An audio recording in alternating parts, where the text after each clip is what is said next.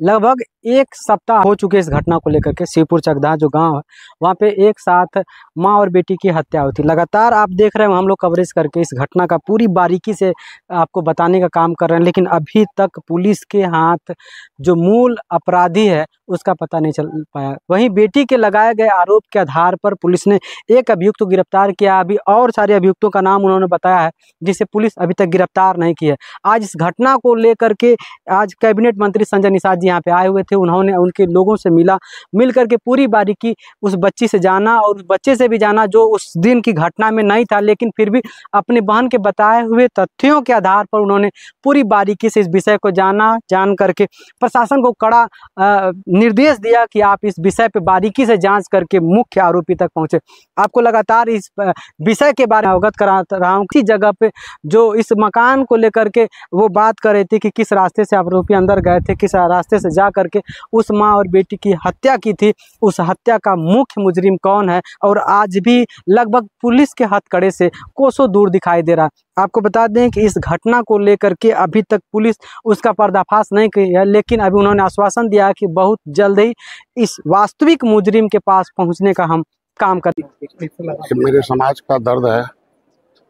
मैं सुख में रहूं चाहे न सुख में रहूं, दुख में जरूर मैं रहता हूं और खड़ा हूं जहां भी हो। ये दुखद घटना है और जिस तरीके से इस परिवार के लोग शामिल हुए हैं, निश्चित रूप से कुछ न कुछ लोगों की लापरवाही है कि अगर अभियुक्त जेल जा रहा है और उसके लोग धमकी दे रहे हैं, जब धमकी देने वाले बाहर रहेंगे तो फिर दूसरी घटना हो सकती है।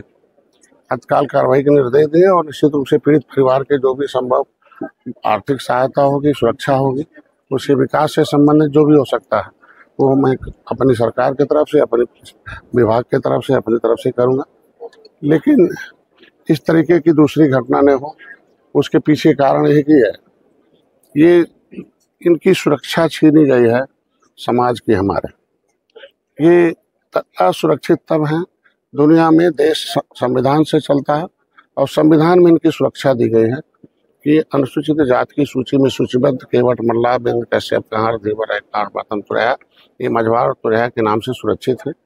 इनको कोई अपमानित नहीं कर सकता और न कोई इनके अलग से अधिनियम बने हुए हैं।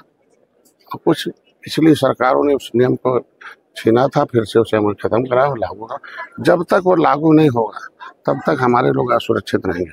उस अधिनियम से सुरक्षित हो जाए तो ढेर सारे इनके उस सरकार के तमाम योजनाओं से आच्छादित रहेंगे। इस तरीके से इन बच्चों के भविष्य के लिए, ऐसे समाज जो बस कुछ भी नहीं है उसके लिए हमारी सरकार खड़ी है। लेकिन अब उस अधिनियम के साथ खड़ी रहेगी तो शायद सभी लोग सम्मान के दृष्टिकोण को किसी हिम्मत नहीं करेगी। ये घटना बहुत गलत घटना, अपराधी कोई जेल गया, अभी कुछ बाहर भगे हुए। मैंने सख्त निर्देश दिया कि अभी कुछ समय बाद उनको पकड़े जाएंगे और इन्वेस्टिगेशन जल्दी हो जाएगा। और जो भी धमकी देने वाले लोग हैं, ये माना जा रहा है कि उसमें वो लोग शामिल हैं, और निश्चित रूप से उनको भी अभी मैंने कहा हर हालत में इनकी सुरक्षा बढ़ा दी जाए और इनको दिया अभी यथासंभव जो भी होगा अधिकारी से। मंत्री जी, क्या बच्चों को सुरक्षा प्रदान कराने के लिए आप अधिकारियों से बात करें? अभी तुरंत इनको अभी तत्काल सुरक्षा इनको मुहैया कराई जाएगी और किसी भी प्रकार का जब तक खड़े नहीं हो जाता तब तक वो सुरक्षा रहेगा। मंत्री जी, पीड़ित परिवार को सरकार द्वारा कोई आर्थिक सहायता के लिए शासन ने जो लिखा था वो शासन गया हुआ और जल्दी आ जाएगा। जो हमारे तरफ से हो सकता है हम लोग भी करेंगे। क्या किन लोगों द्वारा धमकी दी जा रही है? वो जो जेल गया हुआ उसके परिवार के लोग हैं।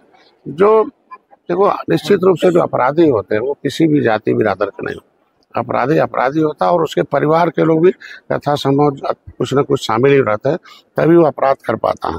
वो धमकी देना एक माना जाता है कि उस अपराध में शामिल व्यक्ति को परिवार के लोग सामूहिक रूप से शामिल हैं। तो ऐसे लोगों को मैंने कहा कि तुरंत अरेस्ट करो और इनकी सुरक्षा बहाल करो। हम तो कभी भी दुख में राजनीति नहीं होनी चाहिए, लेकिन कुछ लोगों की आदत है दुखों पर राजनीति करने की, और इसमें जितने लोग भी शामिल हैं, जिनका आपने नाम लिया उनका नाम लेना उचित नहीं है। उन्हीं के समय में ही यह सुरक्षा छीनी गई।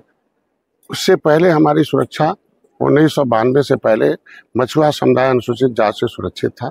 छीनने वाले वही हैं जिनका आप नाम ले रहे हो, और छीन के पिछड़े में डाल दिया कि इनको कभी भी मारा जाए, इनको खत्म किया जाए, धन लूटा जाए, इज्जत लूटी जाए, नौकरी लूटा जाए। ये उन्हीं लोगों ने छीना है। उनको तो शर्म आनी चाहिए उन नेताओं को कि हमारा जो मिला हुआ संविधान में हक छिनवा कर और समाज में आके राजनीति कर रहे हैं।